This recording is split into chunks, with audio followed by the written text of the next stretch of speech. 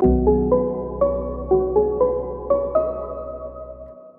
hello and welcome to the Internal Mobility Podcast, where we explore all the ways for you to reach your potential at Randstad while also making this giant company a little easier to know and understand. Today, our guest is Jess DiCicco. Welcome. Thanks, Chris. I'm so happy to be here. I am so happy you're here. For those of you that haven't met Jess yet, you may not know that Jess heads our L&D group, Learning and Development, which means her and her team invest their time every day in making us better, in equipping us with skills and connecting us to programs so that we can explore and be our best. But that's not what you've always done, Jess. There was a time when I was your recruiter and you were in the field operation, and that's not what you do today. So tell us your story. Yeah, Chris, it feels like a lifetime ago, but then again, it seems like yesterday. So I've been with Randstad for 19 years. 11 of those years I was in the field before I came over to corporate. So I started out in Wilmington, Delaware in 2003.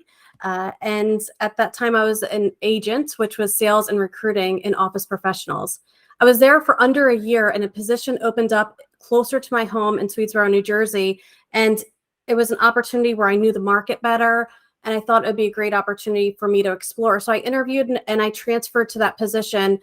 It was a lateral move, but it was for a different unit type. It was for manufacturing logistics. So I learned those skills for manufacturing logistics, and my career really took off there. I became a senior agent, a branch manager. I was able to grow the business. At that point in time, then I got the Princeton, New Jersey office. I was able to grow that business to a point where then I got another branch. It always seemed like I got these broken branches and then was able to grow them. And then I just kept on getting more. And it was really fun and exciting for me to be able to do that. And then I got promoted to an area vice president, then a senior area vice president. And through that time, my territory would shift. And I think I was given different opportunities, whether it be upstate New York, whether it was large accounts in Manhattan, whether it was Northeast Maryland.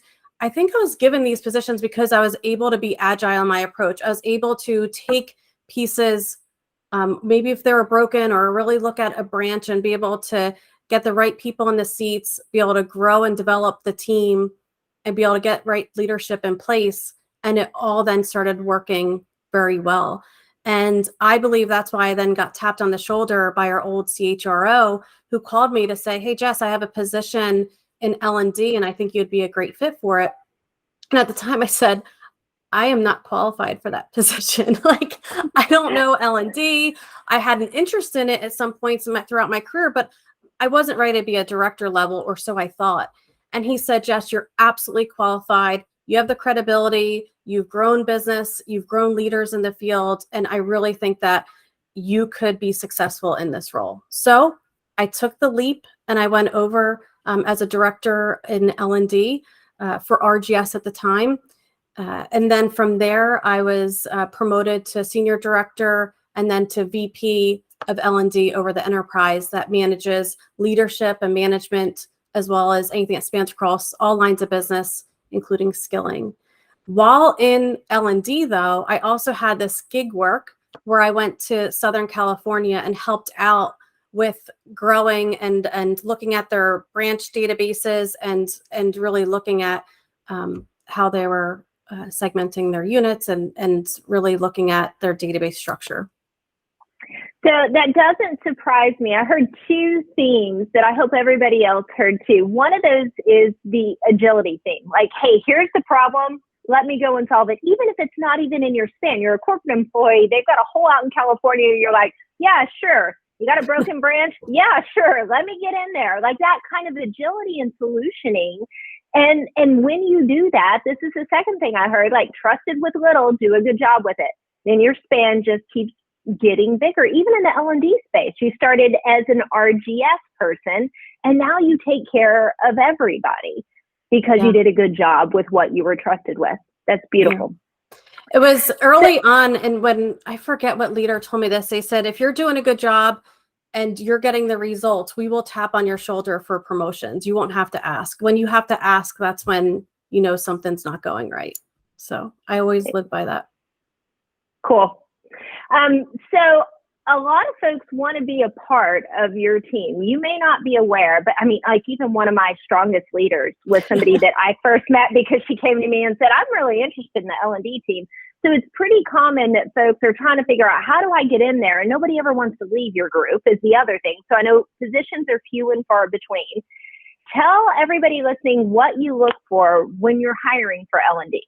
Yeah. Well, I have an amazing team. I love them. And what I'll say is, while we don't have many people leaving the team, we did recently have 2 openings within the past year. And that was because of either mergers, acquisitions, or growth that we've had within Randstad, which is extremely exciting. So hopefully we can continue to add to the team in the future through growth.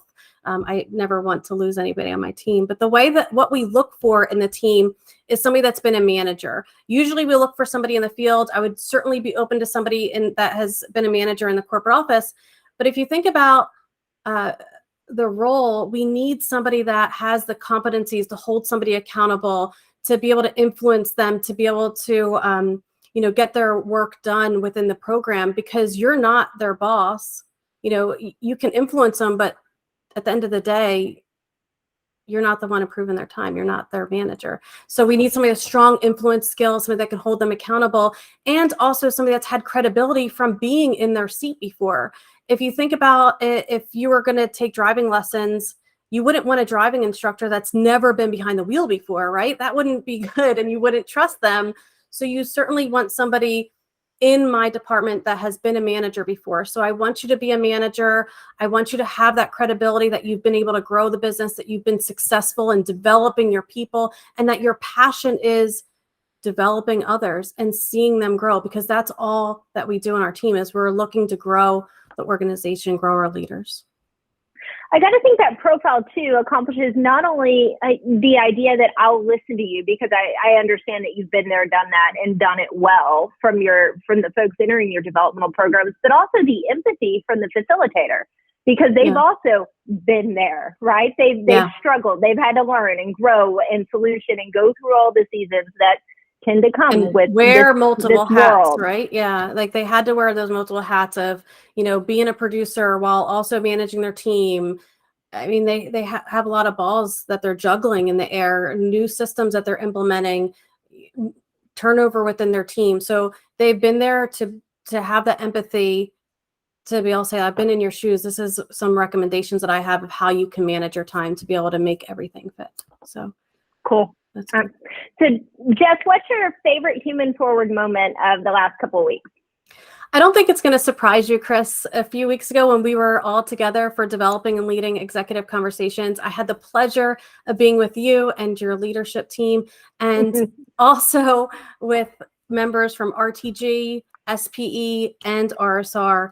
So having that representation across all lines of business, to see everybody interact and get to know not only themselves professionally, personally, also what the other lines of business, like what do you do every day in and day out? Because there's so much that when you're in your day-to-day, you're in your silo and you forget how big Randstad is. Like we're a massive organization and there's so much opportunity within here. So being able to hear what everybody does is just amazing. And it's really good to be able to connect in person.